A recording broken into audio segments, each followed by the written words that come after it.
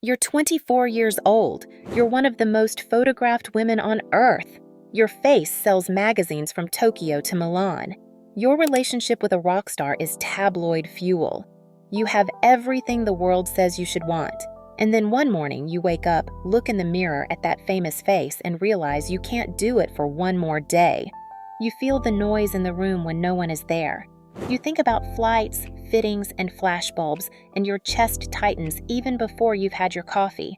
You need air. This is what happened to Renée Simonsen, the Danish supermodel who defined beauty in the 1980s, then vanished at the height of her fame. She didn't spiral into scandal. She didn't fade away slowly. She simply walked off the stage when everyone was still applauding. The exit looked sudden from the outside, yet it came from years of pressure. That choice still reads as one of the rare, clear breaks in a culture that asks for more until there is nothing left to give. Her story reveals something clear about fame, identity, and the courage it takes to rewrite your life while the whole world is watching. It also shows what it costs to be looked at every day while feeling unseen. The line between image and person is thin in that world. Renée crossed back over it and refused to return. Renée Toft Simonsen grew up in Aarhus, Denmark, far from fashion capitals in distance and outlook. Her mother was a communist. Her father was an anarchist. Those views shaped the household. The family saw the fashion trade as a flashy engine of profit that reduced people to images. Renée absorbed that stance while doing ordinary work at a local supermarket. She pictured becoming a doctor or a journalist, jobs her parents could respect, and that felt useful to her. She liked rules that made sense.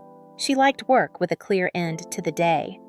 In 1981, when she was 15, a local fashion editor, Birte Strandgaard, walked into that store. Timing met potential. Strandgaard saw a face the camera could hold and asked Renée to try a modeling contest run by Extra Blade. Renée placed second in Denmark's Face of the 80s. At that age, she didn't grasp how large a door had opened. She went back to school, worked shifts at the register, and tried to keep life simple. One of the judges was Eileen Ford, the U.S. agent who helped shape modern modeling. Ford saw a future star, but 15 was too young for New York. "I'll be back for you," she told Renée. 2 years later, in 1982, Ford invited her to compete again. Renée won the Danish finals. The promise was kept, and the next step became real. The path from a Danish checkout lane to Manhattan was set. Her parents struggled with the idea. Sending their daughter to America to sell products cut against everything they believed. Eileen Ford spoke with them directly and promised careful guidance. They agreed. At 17, Renée packed for New York and left the world she knew. She carried more doubt than luggage. She also carried resolve. Politics in the home shaped tone as much as ideas. Dinner talk asked what work means and who benefits. Praise went to effort, not display. Renée kept those measures even while she learned a trade built on images. That tension did not vanish when she won a contest. It followed her to airports and studios and stayed beside the makeup chair. August 1982, the Beacon Theater in Manhattan. The stage was set for Ford Model's Supermodel of the World contest, the Olympics of modeling discovery. Lee Majors, the $6 million man himself, served as host. Irene Cara performed. The staging fit the decade, bright, loud, and sure of itself. Contestants arrived from around the globe to chase a life-changing contract. The room had the hum of a new story about to start. They called Renée Simonsen's name as the winner. The prize was huge for the time, a $100,000 deal that Ford doubled to $200,000 to reassure her mother. Eileen and Jerry Ford went further and invited Renée to live in their own home. That gave her structure, safety, and a nightly seat at the table where decisions were made.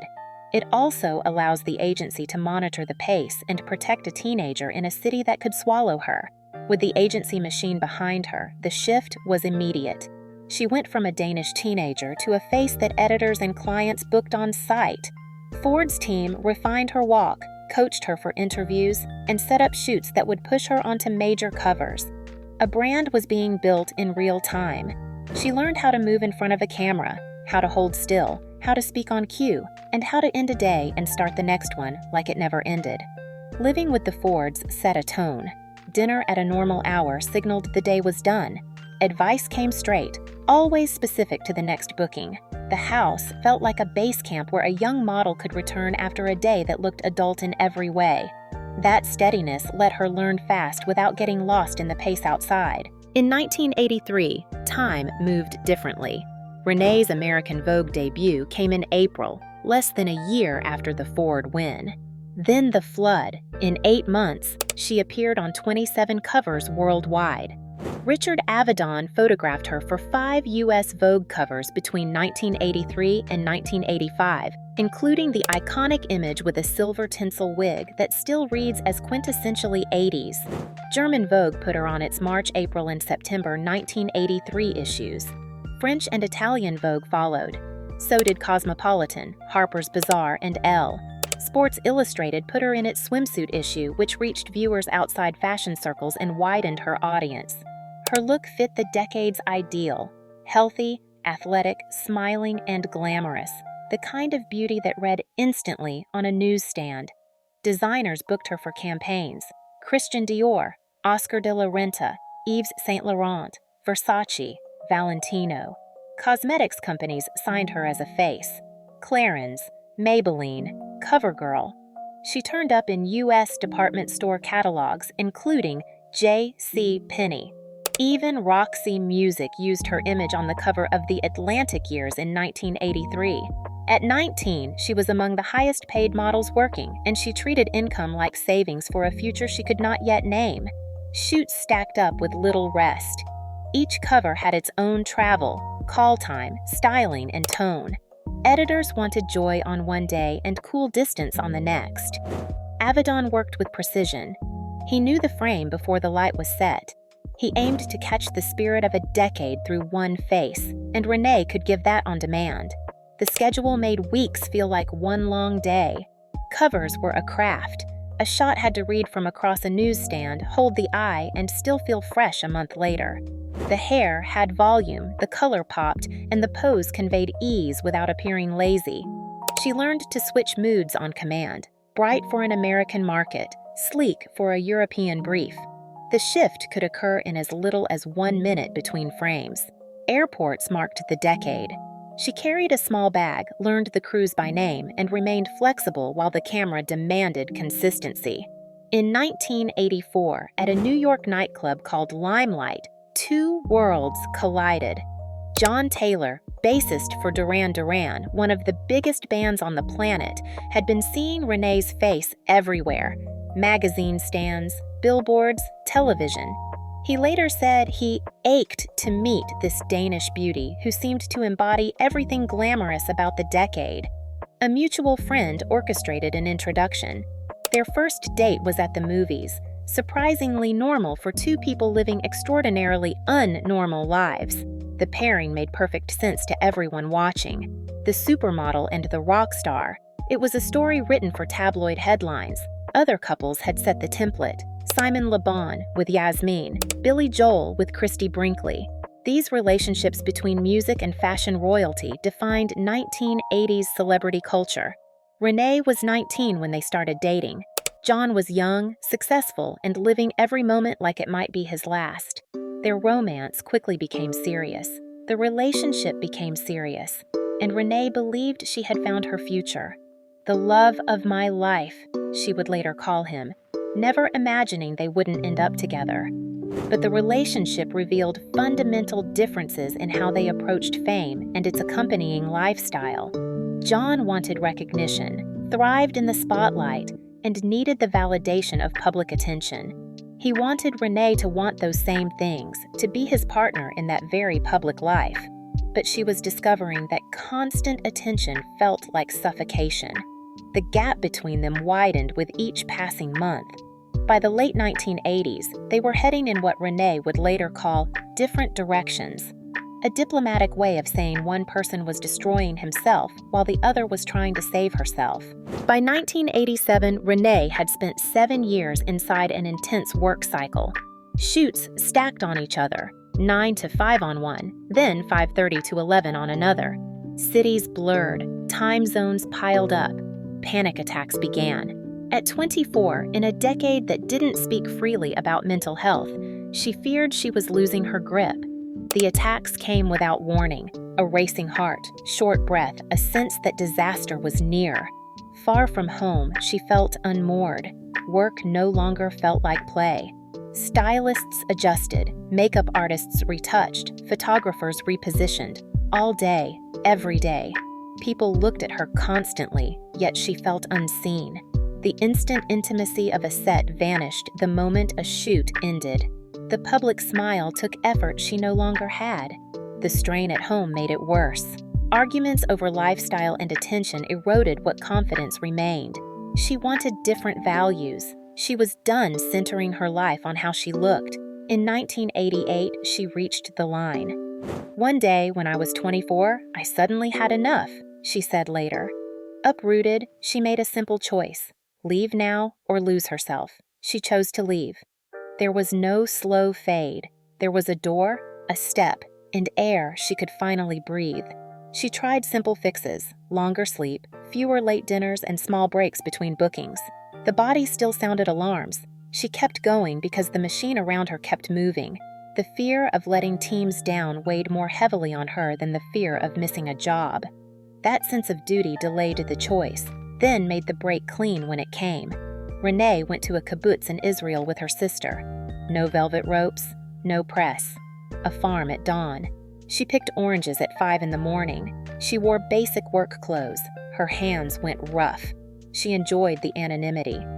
Not having to please anybody, she said, was the relief she needed. On the kibbutz, she was a worker, not an image. The routine gave her mind a rest her schedule had not allowed in years. She made a visible break with her past. She dyed her platinum hair a henna red. She stopped shaving her legs and underarms. She did not aim to look nice. She aimed to feel free. After 4 months, the reset had worked. She returned to Europe ready to step away from fashion. She left modeling and returned to Europe, intent on a clean break and a new direction. She ended the relationship with John Taylor. At 24, she walked off the world stage on her own terms. The silence that followed was the point, not a pause. Work on the farm had a rhythm. Wake, field, meal, rest, repeat. The hands learned again what it meant to do a task with a start and an end. Shared tables replaced green rooms. In the quiet, she heard her own thoughts settle. Each day made the next one easier. When she left the kibbutz, she did not call it a cleanse or a break. She called it life. A small room, a short list of tasks, and a clear end to the day gave her a measure of enough. With that measure back in hand, she could make choices that stuck. Turning down the film audition was one choice. Leaving modeling was another. Ending the engagement was the last clean cut from that era. Back in Denmark, she saw a clear gap. She had left school at 17, so she lacked a high school diploma. She went back, finished in 2 years, and then tried for journalism school. The entrance exam didn't go her way. She pivoted to psychology at Aarhus University. Study brought purpose. "Learning made me 100 times happier than posing," she said. "It gave meaning to my life." She found a path that rewarded patience and thought.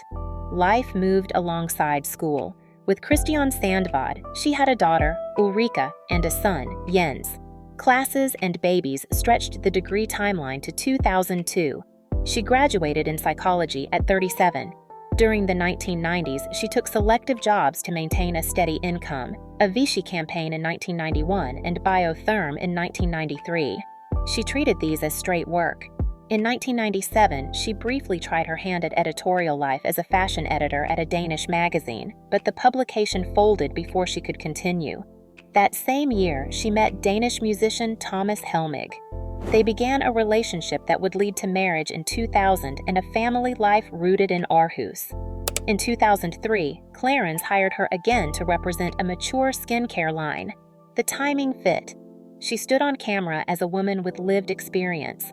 That October, she also published her first children's book, Carla's Kabale. Writing took hold. She built 2 children's series, Tiberius for boys and Carla for girls.